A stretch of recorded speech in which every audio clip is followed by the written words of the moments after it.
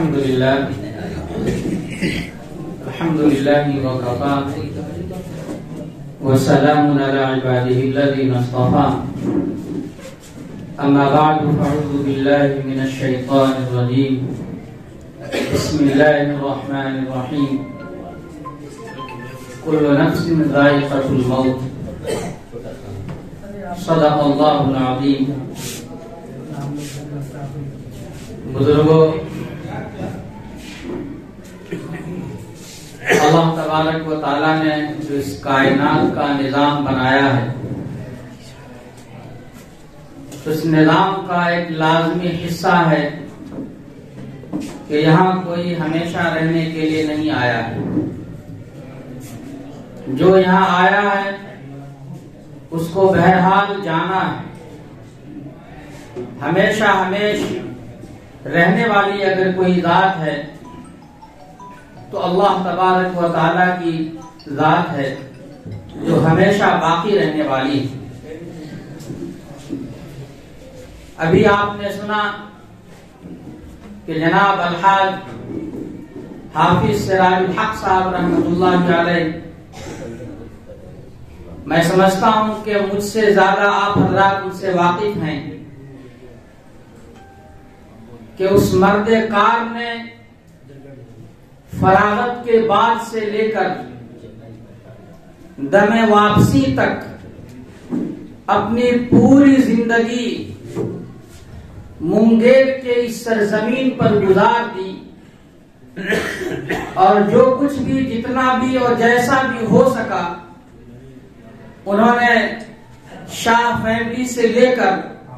انجمن حمایت اسلام کے plate form سے پوری زندگی سرگرم رہے اور اپنی قربانیاں پیش کی.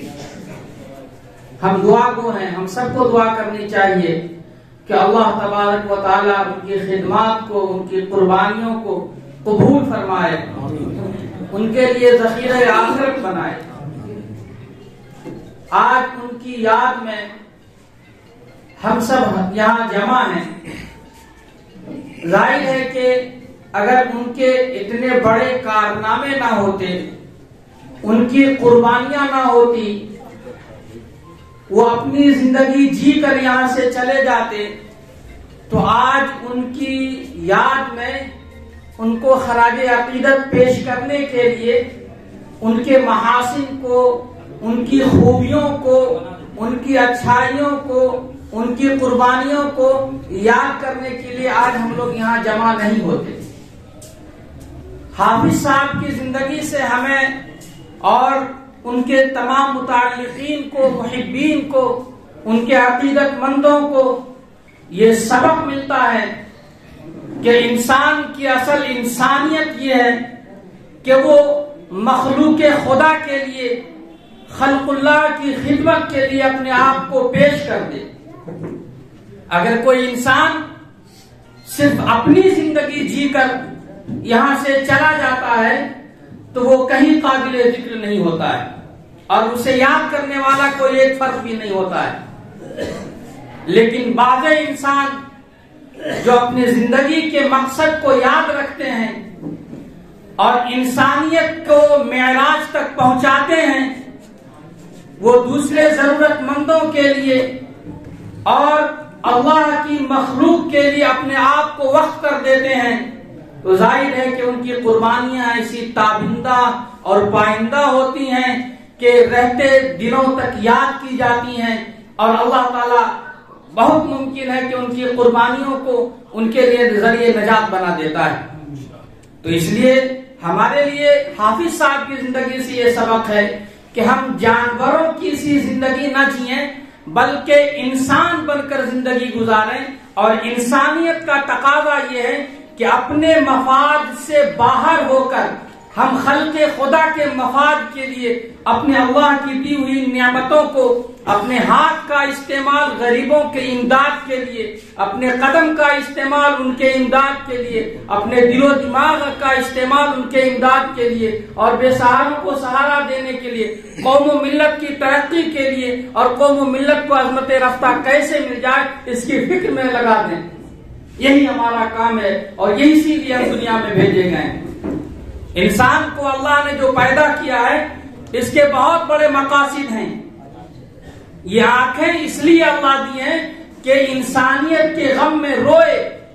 یہ دل اس لیے اللہ نے عطا کیا ہے کہ ہم انسانیت کے غم میں یہ دل تڑپے، اس کے اندر کڑھن ہو، درد ہو، کسک ہو. یہ آنکھ اگر کسی بیوہ کے سر کو ننگا دیکھے، کسی غریب کے چولہے کو ٹھنڈا دیکھے تو تڑپ اٹھے. اس لیے یہ آنکھ عطا ہوئی ہے اور یہی انسانیت کی معراج ہے. حضرت مولانا سید ابو الحسن علی ندوی رحمۃ اللہ علیہ نے اپنی کتاب میں یہ لکھا ہے کہ فرشتے اللہ کی عظمت کو اور ان کی شان اور کبریائی کو دیکھ دیکھ کر پوری زندگی نہیں سوتے ہیں،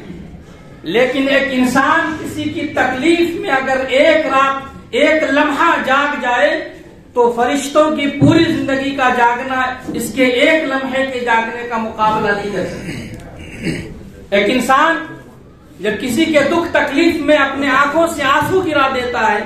تو علامہ نے لکھا ہے کہ وہ آنسو کا قطرہ اتنا زیادہ مبارک اور پاک ہے کہ اگر بیٹھے دریا میں ڈال دیا جائے تو سارے دریا کو پاک کر دے. تو حافظ صاحب کی زندگی ہمارے لیے اس ناحیے سے بڑی